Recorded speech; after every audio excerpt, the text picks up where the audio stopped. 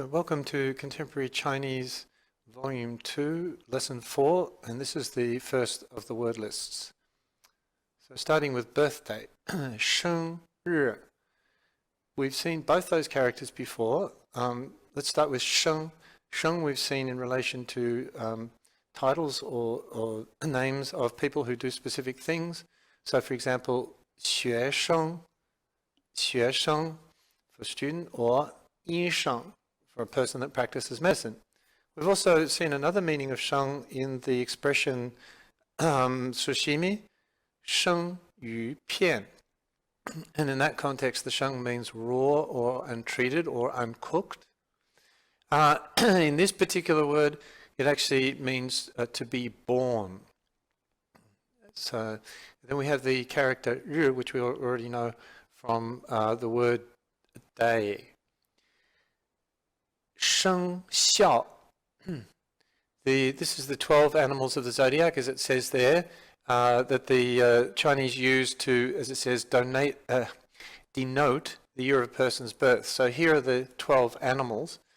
In Chinese culture, each of the animals represents a different type of characteristic. So, for example, my older daughter, 属龙, 属龙, so she is a dragon, and dragons, generally speaking, are obviously fairly strong, fairly, I wouldn't say aggressive, but yeah, they're certainly not timid by any means. And dragons are also seen as being very wise. My second daughter, 属虎, 属虎, and again, 虎, tiger, is seen as being another strong animal. So as a father, I often consider myself very lucky because I have 一个龙女. I have one dragon daughter, 还有一个虎女.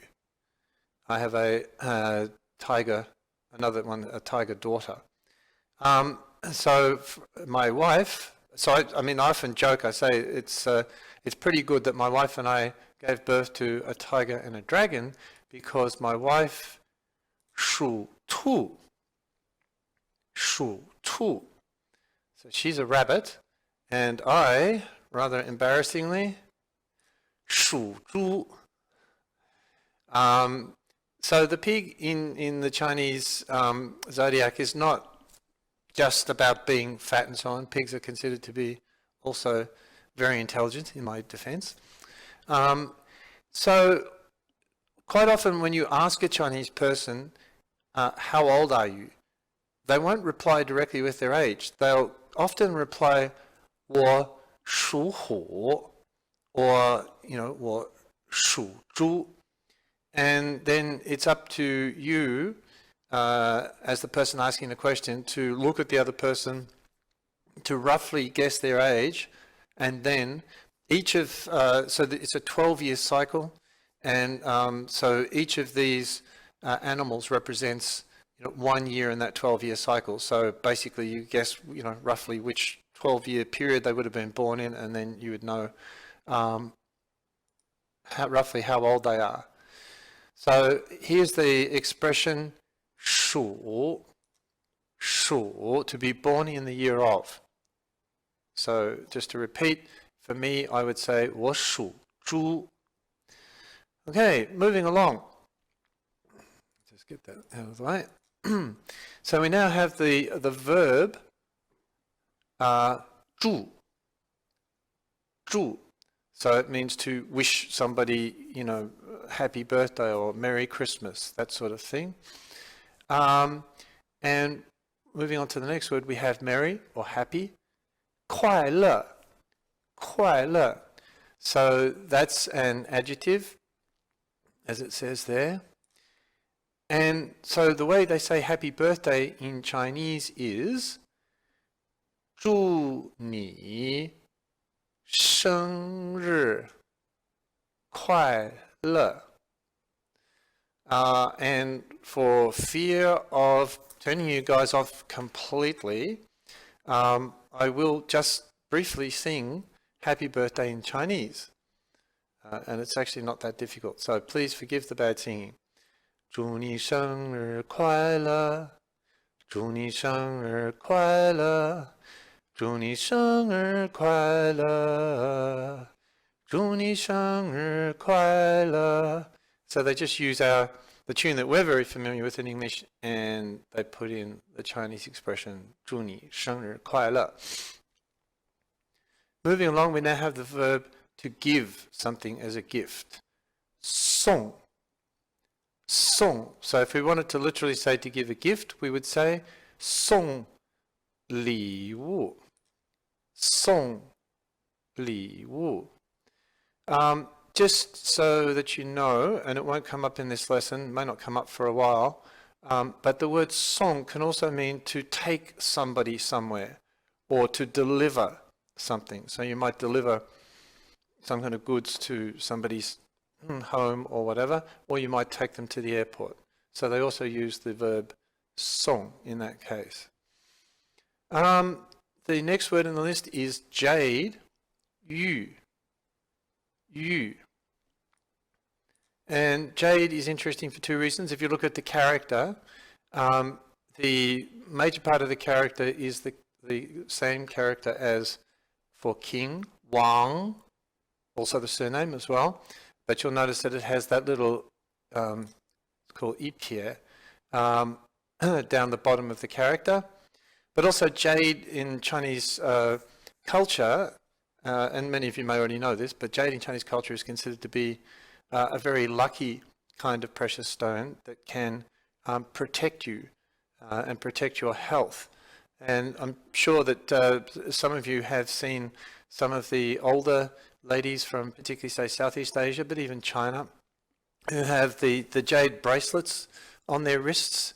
And one of the ideas there is that that actually protects them while they're wearing it.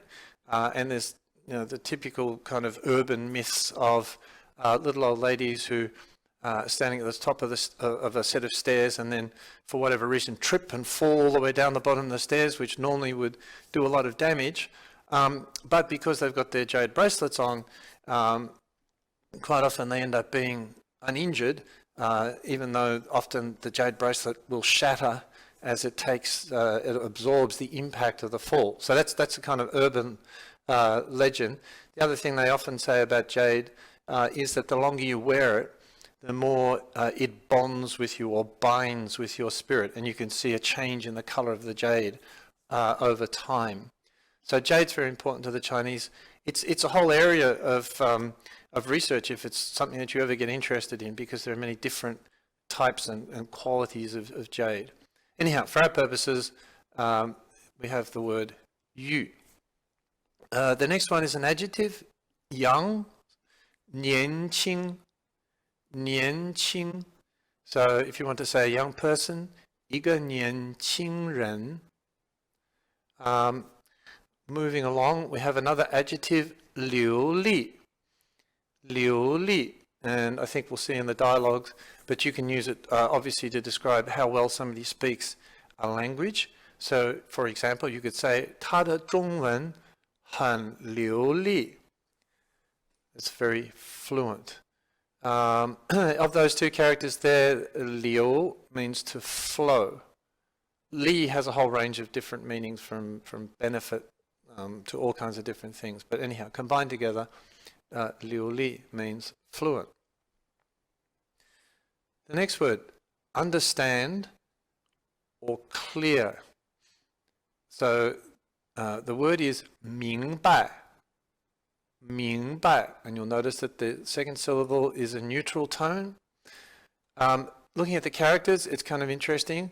So you've got 明, which I think we've learned in the word for tomorrow, 明天. But 明 can also mean clear. And if you look at the character itself, it's made up of 日 and 月, sun and moon. And we also know those two characters as day and month. So that is clear. And 白, which is the second character, meaning white.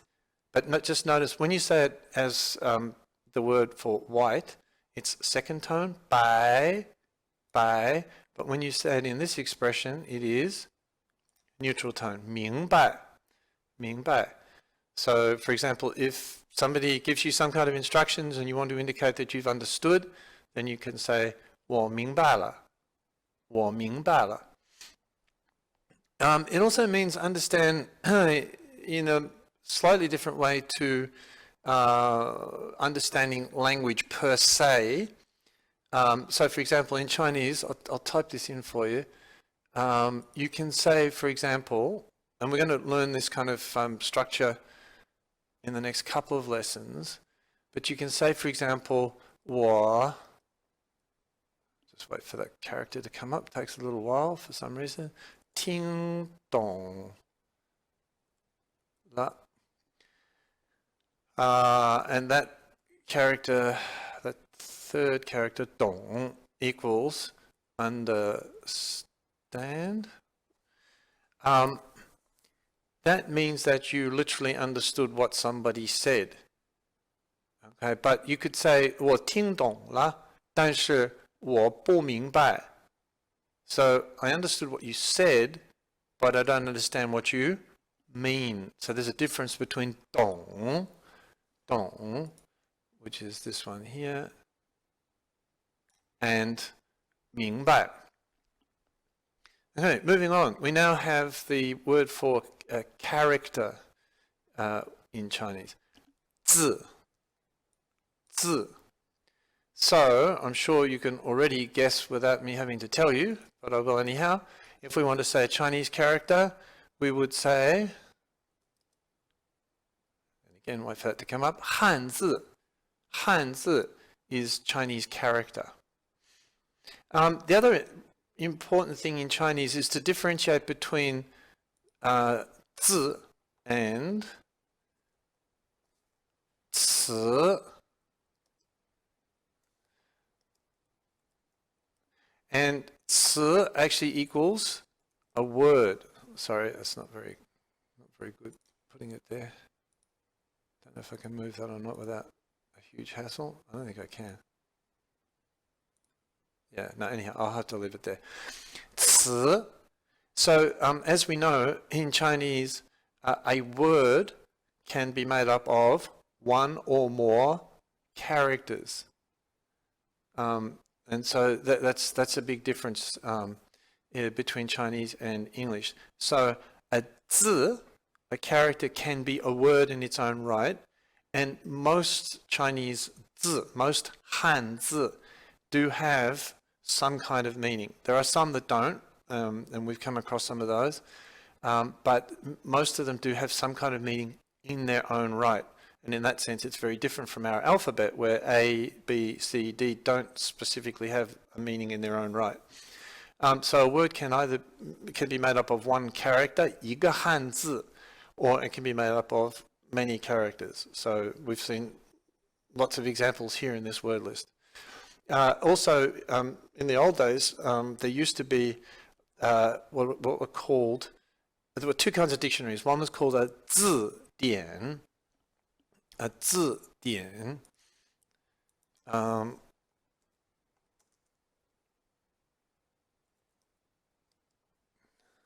Okay.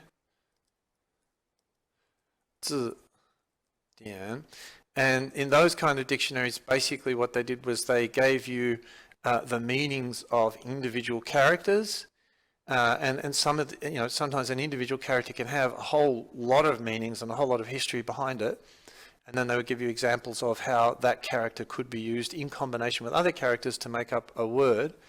So that was useful if you wanted to get a really in-depth knowledge of individual characters, so that when you run into those characters in a new combination of a word that you maybe have never seen before, quite often, because you know what the root meaning of the character is, you can work out roughly what the word means.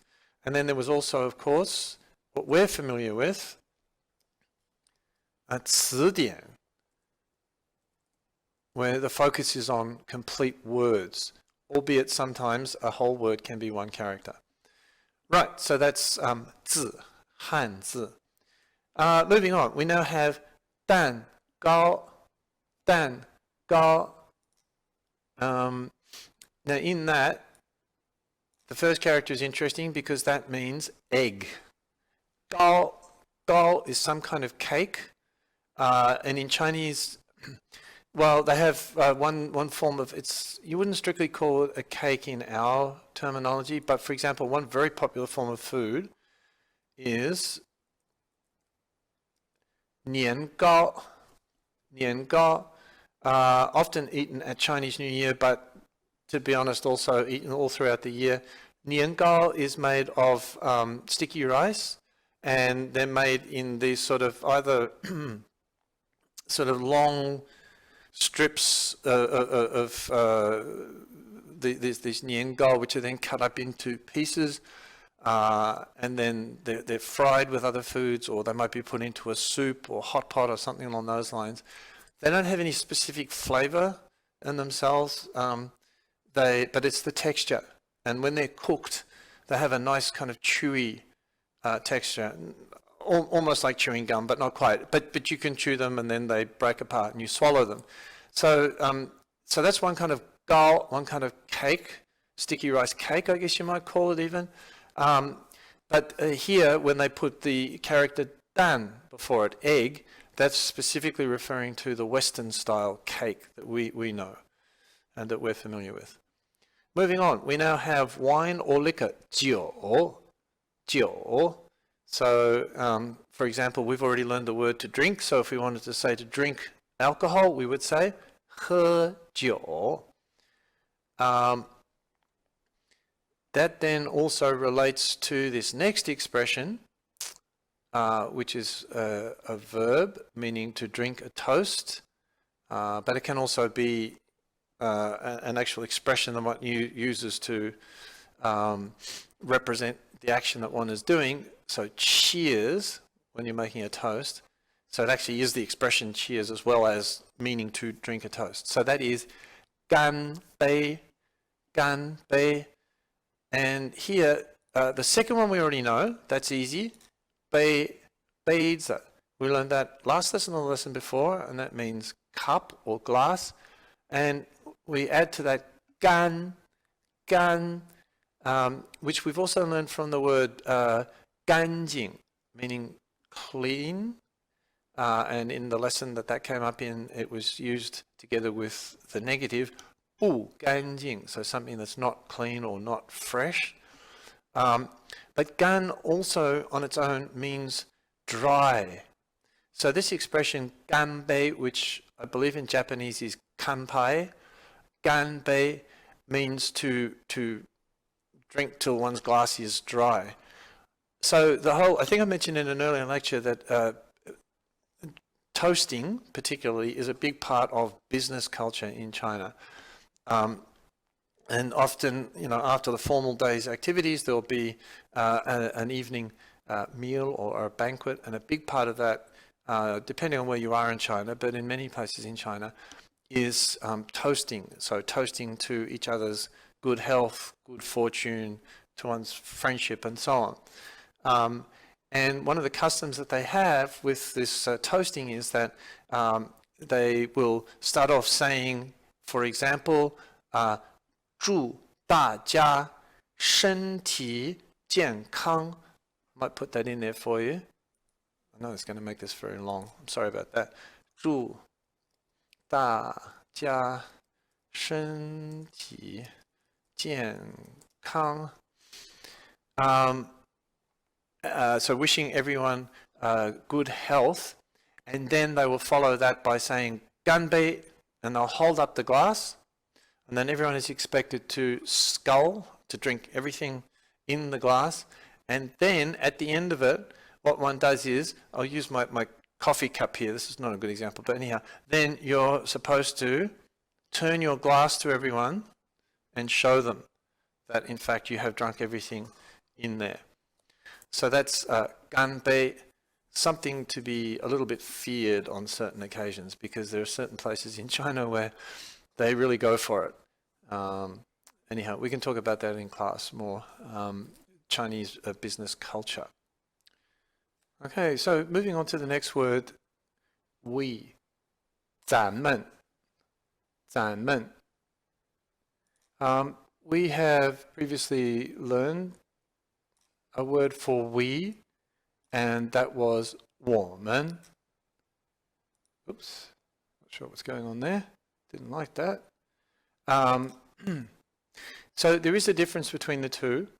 Again, if we were, say, in a group of people together, and I turned to one other person in the group and I said, 我们今天晚上一起看电影怎么样? How about we go and see a movie together tonight? What do you think? I would only be including the person I was speaking to. If I wanted to include everyone else in the group, then I would use 咱们. 咱们今天晚上一起看电影怎么样? So again, 咱们 includes everyone that is present and listening. What I found in China when I used to go up there on business often was that when people were talking about, for example, you know, our collaboration, working together, instead of saying, you know, 我们一起合作. 合作 means to collaborate. I'll put that here. 合作. 合作, which means to collaborate. Instead of saying, you know, 我们一起合作怎么样? Even if there was only, say for example, just two of us, they would often say, 咱们一起合作怎么样? And my feeling is the reason, even though there might only be two of us there, so in other words, there's no one else there to be included, where you would normally use 我们, my feeling is that they use 咱们 in that sort of scenario because it just has a greater sense of warmth, greater sense of intimacy. That's just my guess. I've never asked, but that happened to me. I've experienced that many, many times before, where they've used 咱们 in a situation where you could very rightly use 我们. Okay, so just to reiterate, 咱们 is inclusive of everyone who is present, everyone who is listening. Moving on, we have this expression now, more and more. And it is pronounced as 越来越. Now, as you can see from the vocab list here, clearly something is added after this expression. And generally what will be added is something like an adjective. So, for example, if I wanted to say that the weather is getting colder and colder, I could say, let me just highlight this. 天气越来越冷，越来越冷. How about you guys? Think about how you might use this expression to say that the weather is getting hotter and hotter. So you can see I've added the adjective 冷 after this expression 越来越. So of course it's a very handy expression to know. Now we have this other form over here, which is 越 space 越 space. So clearly two things can be slotted in into these spaces here, and I thought I could give you a couple of examples of what that might be. So for example, down here we could say 我越学汉语越喜欢. The more I study Chinese, the more I like it. You'll notice that it is implied on the end. Sorry about this crossing out here. Originally I had a comma there, and that's not right. You shouldn't have a comma. So here we've got two verbs. So we've got the one subject, which is 我, so I'm talking about me. And then we've got two verbs, 学汉语 and 喜欢. So that's one possibility. Another example of how you might use this expression is this one here. 她越长越漂亮. She gets prettier and prettier the more she grows, or the more she grows, the prettier she gets. and we have this expression here, 长, to grow, and that can refer to a person growing as in growing up, or it can refer to plants, for example, or animals as well.